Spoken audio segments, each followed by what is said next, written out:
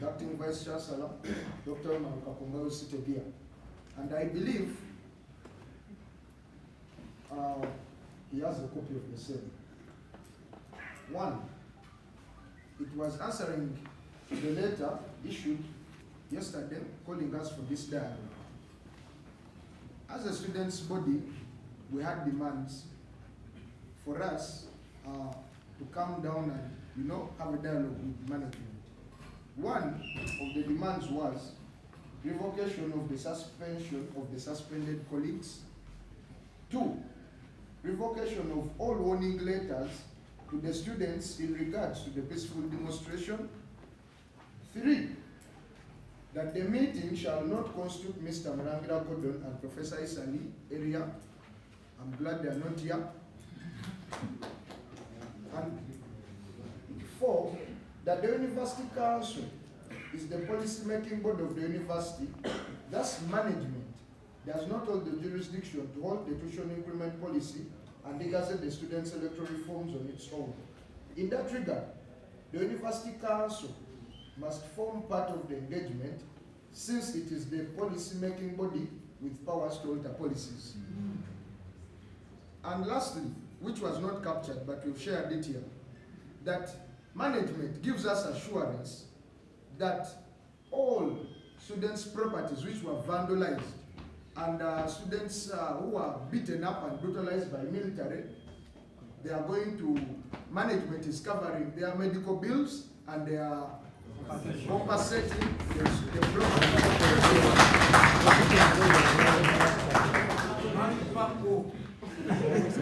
So, I thank everyone, and I would like to hear from them whether they are going to fulfill this or not. If they don't, well, we shall communicate our next course of action.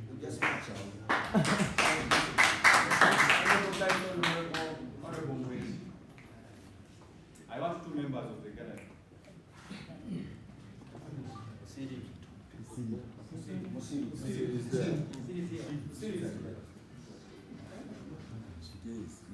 Honorable Mata. He's there.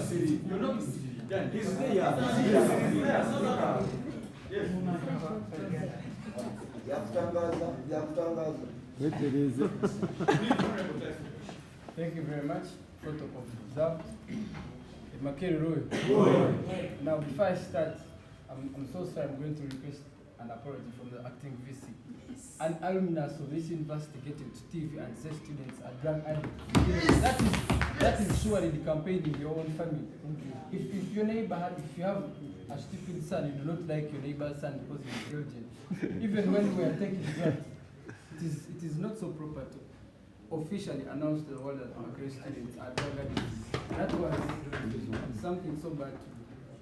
That is one. Two, I want to assure the management that as Makeri students, we can only afford education that is merit granted, not expensive education. We advise people who want expensive education to go to University of London and Harvard. For Makeri University, the only pathway to Makeri is to pass. I want to also express my dissatisfaction that the minister has totally brutalized students, and I, as a security minister, in the first place, I was not informed. So that is disrespect of students.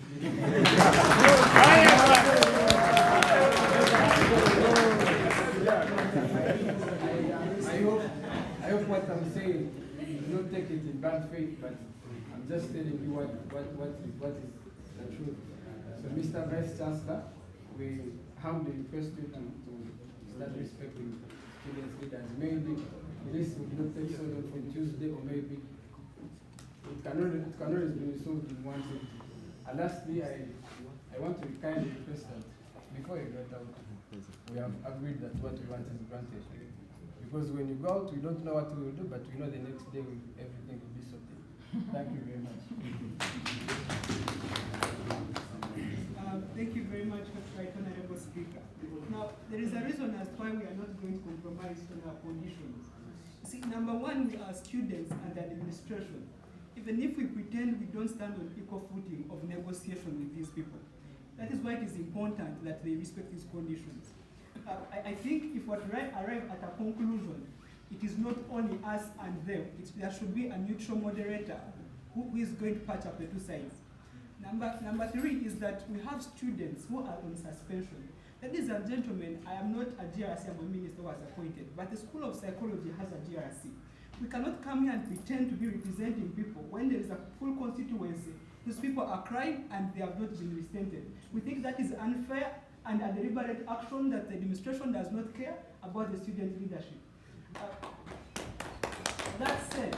That said, you see management was going to pretend, but there is a deliberate move by some of the members of management to tarnish the name of the university.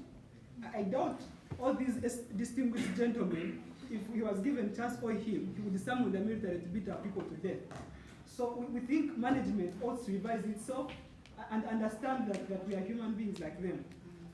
Number three is we want clarity on who is issuing orders for people to be trained that way. Because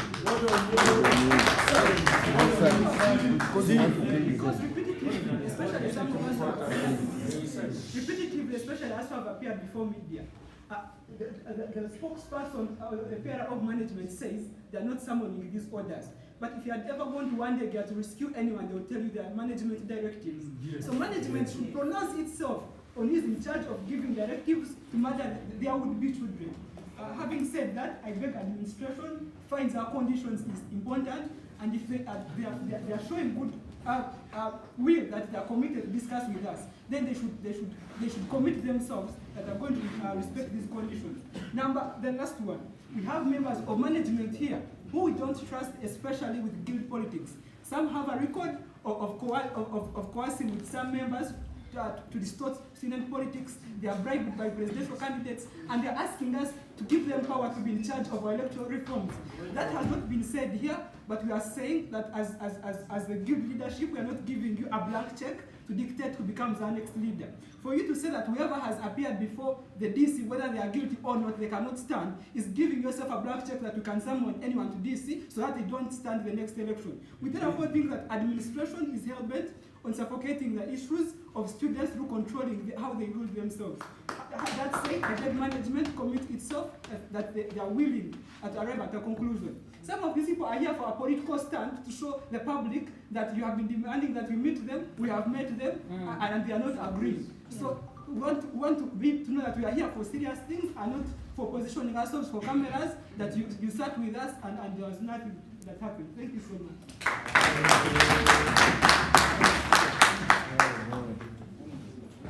Thank you so much, Right Honorable Speaker, for this noble opportunity you've rendered to me. First, Mr. VC, I'm going to request you to help me advise Mr. VC that when we are leader, communication is very fundamental. And if you are leader, and if you've given him life to serve as a public servant, you should not be arrogant.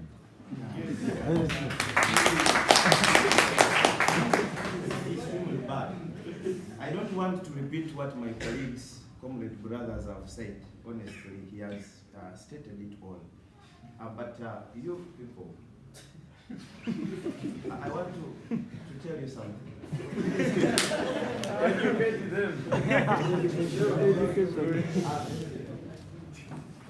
Chaos is the law of nature. A man's dream is order. When we put you are parachicks and kababs.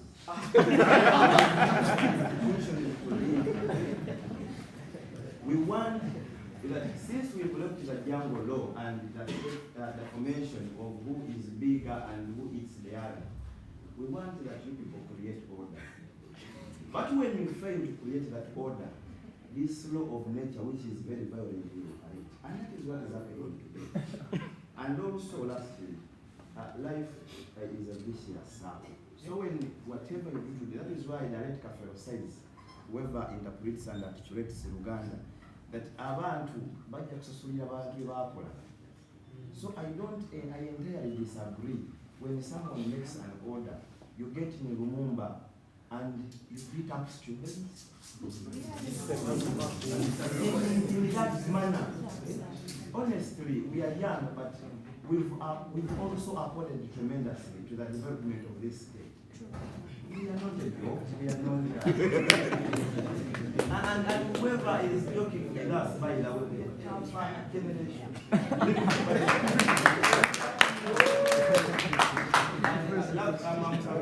And that is what we've always advised, even when we meet Mr. President, we say that we are strong generation. So whoever made those boys of Lumumba and Nkrumah to suffer, we don't do it again, because when these people stand up to express their resentment towards a malignant, malevolent, it is okay. Yes, in university, students to strike.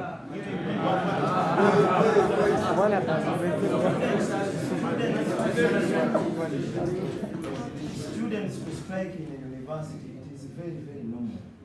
Because this is the epitome of knowledge, especially in our youth. We can't just sit when we see these people doing what is bad to this country.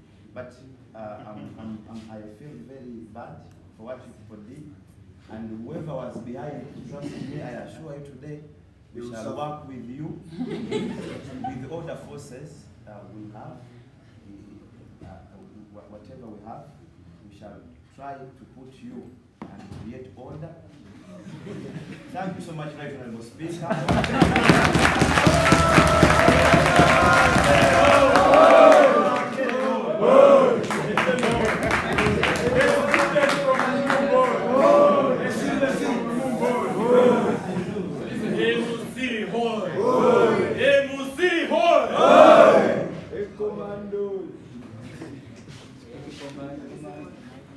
Thank you so much, Right Honorable Speaker.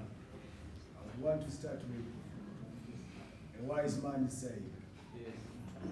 He said, at the end of the day, we shall not blame our enemies by the silence of our friends.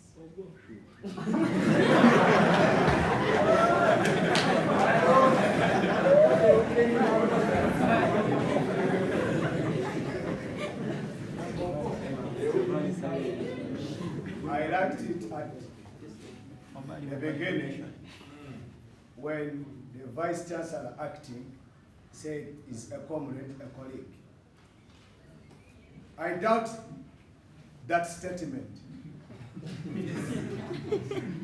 I want to disagree with this meeting on two things first. I wonder whether management does not have the boldness or the balls to stand in the Freedom Square there and answer to students than bringing a clique of students in here to deceive them sometimes.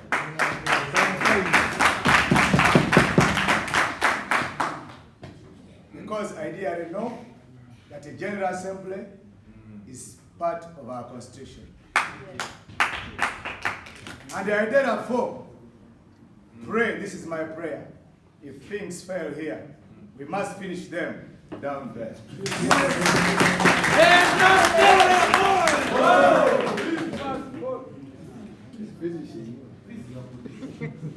Number two, as I said, as Martin Luther said, the king. And at the end of the day, we shall not blame our enemies. We shall not blame military.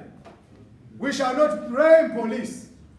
But we shall blame mostly our dean, because the dean of students is supposed to relate closely to us. But he said,